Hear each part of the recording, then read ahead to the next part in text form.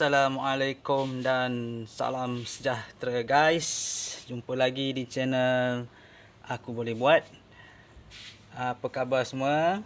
Harap korang sihat walafiat di samping keluarga tersayang. Okey, bagi yang belum subscribe channel ini, mohon untuk ringankan tangan, tekan butang subscribe, like dan share. Okey geng, hari ni saya bukannya nak buat projek DIY, cuma saya nak berkongsi satu pengalaman lah yang saya dapat berkenaan dengan penyelenggaraan kereta. Okey,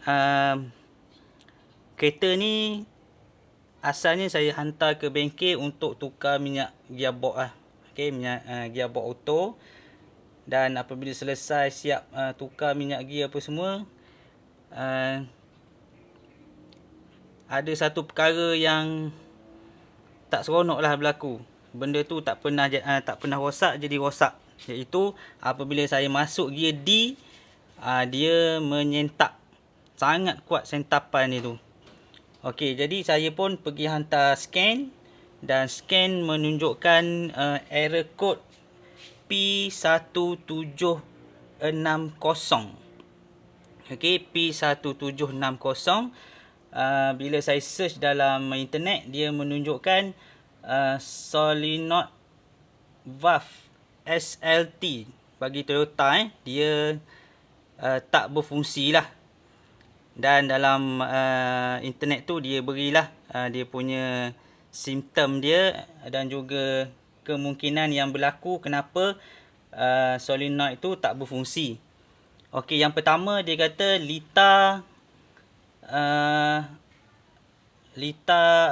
wiring poor ataupun lemah, yang menyebabkan arus elektrik tak dapat mengalir dengan sempurna. Yang kedua,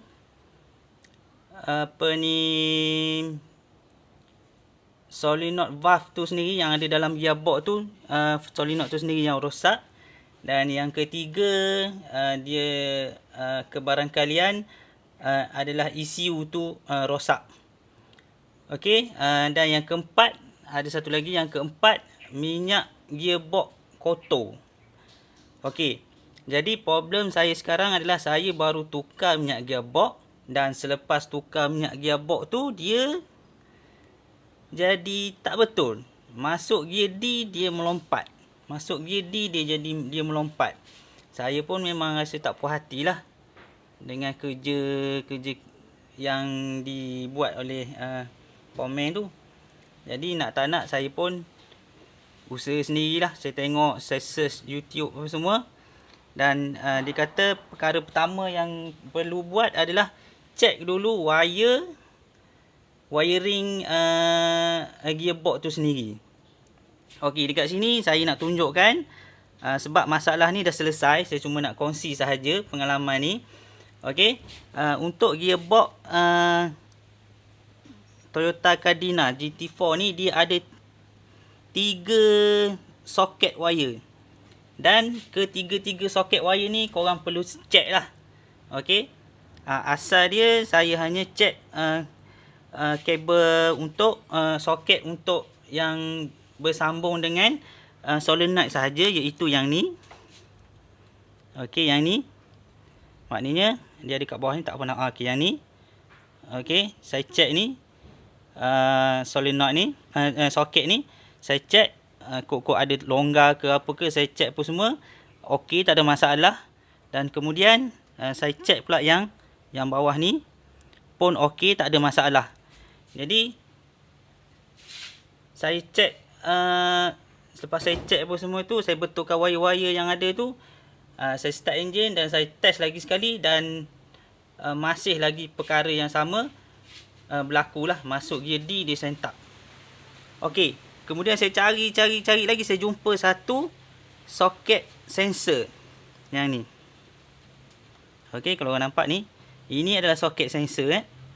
Kalau nak ikutkan, dia memang tak ada kena-mengena pula pada saya secara logik dia, sebab ni hanya sensor. Okey, jadi bila saya buka soket sensor ni, Saya buka soket sensor ni.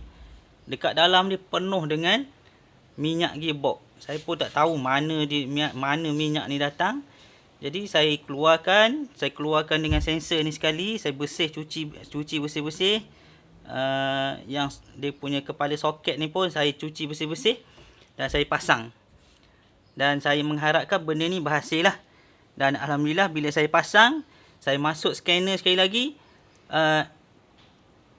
Error code untuk P1760 tu dah tak ada. Dan bila saya cuba buat berjalan kereta ni, bila masuk gear D dah menjadi seperti biasa. Tak mengalami kerosakan dah. Okey. Jadi pengalaman yang saya nak kongsi kat sini, jika berlaku masalah gearbox sini, korang kena cari semua soket-soket yang ada pada gearbox ni, bersihkan dulu sebelum korang tukar apa-apa barang. Sebab saya pun dah nyaris nak tukar solenoid lah. Bila saya survey harga dia dalam 600 lebih satu.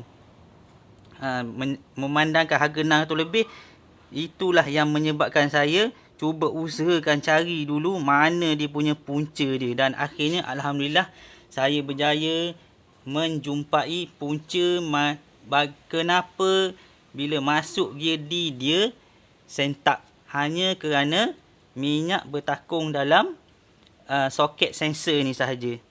Okey, sensor ni dia macam sensor ABS. Saya pun tak tahu apa dia punya nama dia, tapi bentuk dia macam bentuk sensor ABS lah. Dan yang ni soket, ada dua lagi soket. Ni satu, ini memang soket untuk masuk ke solenoid lah, solenoid dalam gearbox yang ni dan yang ni lah. Yang ni hanya untuk sensor.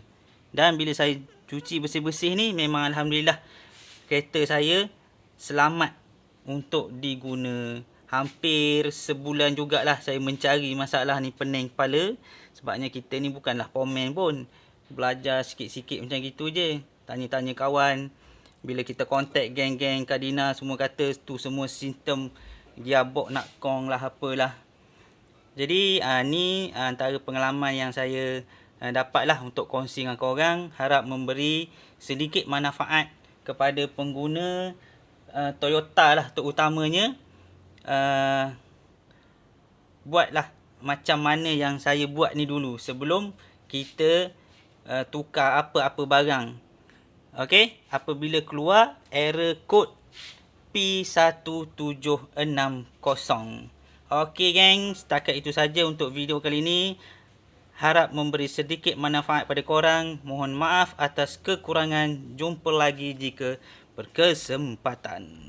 Bye-bye.